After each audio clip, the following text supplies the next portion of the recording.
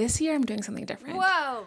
Every month I'm going to be sharing with you the things to do month by month in Seattle, and not just the tourist list. This is the locals tips. May is stacked, so let's go. If we're new here, I'm Leslie and I live in Seattle, which is one of the best cities in America that I think lets us practice how to travel well. And honestly, I treat it like a lab. From every restaurant opening, from events that happen around the city, to a random Tuesday exploring a neighborhood, to just walks in the park and being outdoors, or inside and cozy checking out a new cafe, this is all research. So when I share with you what I'm doing in Seattle month by month, you can actually take this and apply it to all your travels wherever they are around the world. So we have 9 picks for May, 5 of them are deep, 4 of them are lightning. So you want to save this one because May is actually a great time to be here. Kick things off with the first weekend of May, and I think this is just when boating season begins. You're going to see a lot of people out about by the water, enjoying paddle boats, enjoying kayakings, but also the big boats are coming out. And in early May is when we have these big boat events around Montlake Cut.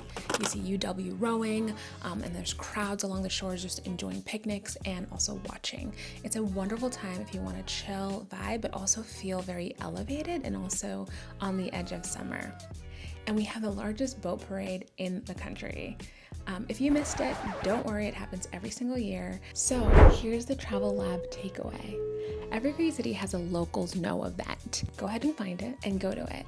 So for Seattle, this boating opening season is one of those. When I think of Reims, France, I'm thinking of the harvest season. I'm thinking about Mexico City, I'm thinking about All Saints Day. The local ritual is where you can actually have a trip that you remember. Pick number 2. The Mariners have several games going on in the month of May, and there are around 3 stretches this month. And if you're gonna ask me if they're good this year, you know what? I don't know. But I'm at T-Mobile Park really for the vibes, for the food, and honestly, it's to watch the Salmon Run race that happens in the 4th inning. It is insane, and it's the most Seattle unhinged thing I have ever seen, and really worth the conversation. It's really a highlight every single time. And it's probably one of the remaining reasons I'm okay spending $20 on a beer. So here's the Travel Lab takeaway. Every stadium, everywhere in the world, has a silly thing. A song, a chant, a mascot, a 7th inning ritual, whatever it is. Go find it and check it out. It's the moment you'll be telling your friends for years. I mean, people didn't quite understand the Salmon Run here in Seattle, but they're talking about it. My 3rd pick. If you're a film fan, this one's especially for you. Between May 7th and May 17th, we're gonna have Seattle's International Film Festival right here in the city. It takes over. There's a lineup from over 80 countries, and it's one of the largest film festivals in the United States. But somehow it still stays under the radar for people who don't live here. So you can buy a single ticket. You don't have to commit to the whole festival.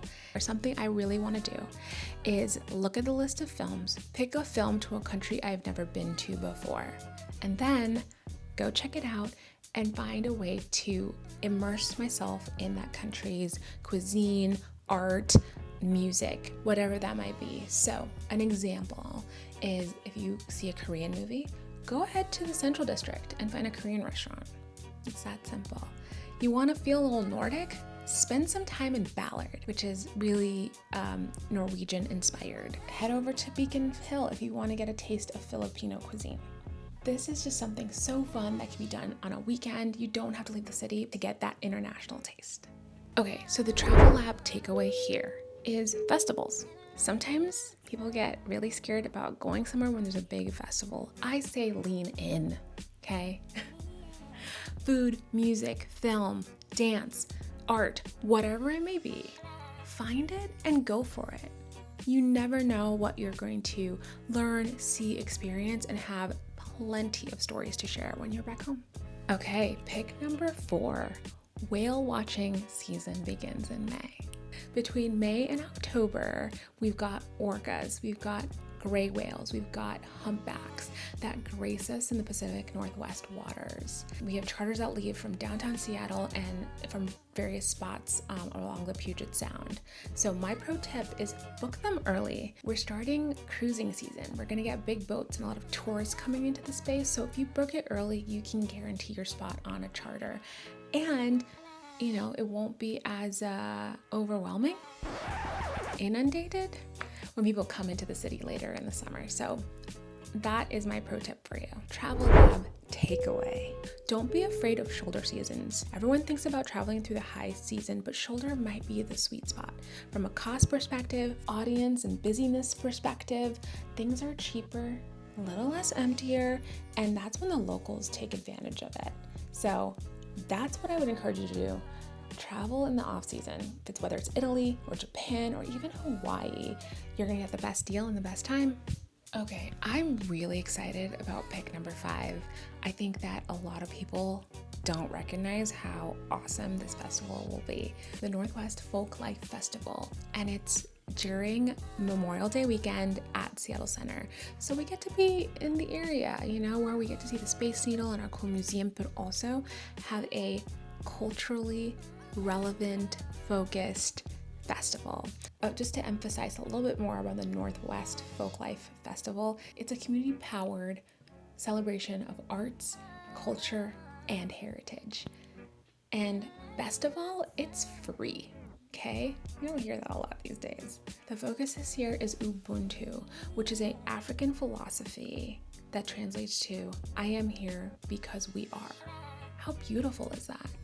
It's genuinely one of the most cross-cultural weekends in Seattle, so don't miss it. There'll be vendors, there'll be food, and just a lot of people who are coming out to celebrate diversity.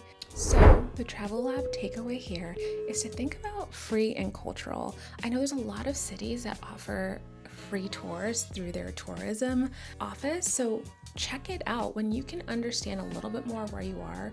And if it doesn't have to cost a lot of money, I think that is a key for unlocking how you would travel well. Great, so those are my 5 deep dive picks for the month of May.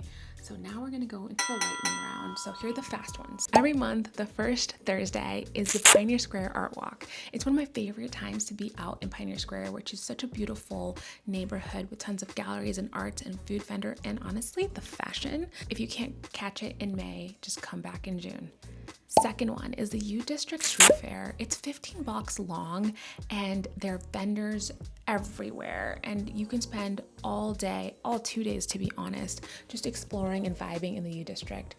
3, if you are into yoga or just want to check it out and dabble in it for free, Urbana does yoga at the park at either Gasworks Park or the Woodland Park, and it's free. It's every Thursday and it goes all summer long. It starts this month, May 21st. Just bring a mat, be open, have fun. There'll be music, there's DJs, there's raffles, so come for a good time. And then 4, cannot ignore this, but hitting up Seattle's markets is a must. Yeah, we have Pike Place, which is a staple, but this time I want to add, give our local neighborhood farmers markets a chance. My favorite ones are the U District Farmers Market and the Ballard Farmers Market, but there's some in Queen Anne, in Magnolia, in Wallingford. It's a great way to support local farms and businesses that are coming out just to meet the community. So that's me for you. 9 things, but with one thesis. Every great city is a travel lab if you treat it like one. Subscribe if you want June plans. Those will drop June 1. Comment which pick you're actually gonna do. I will read every one. And if you've been here for many, many more years than I have and I missed something, please let me know. I want to know. Until then, let's wander well.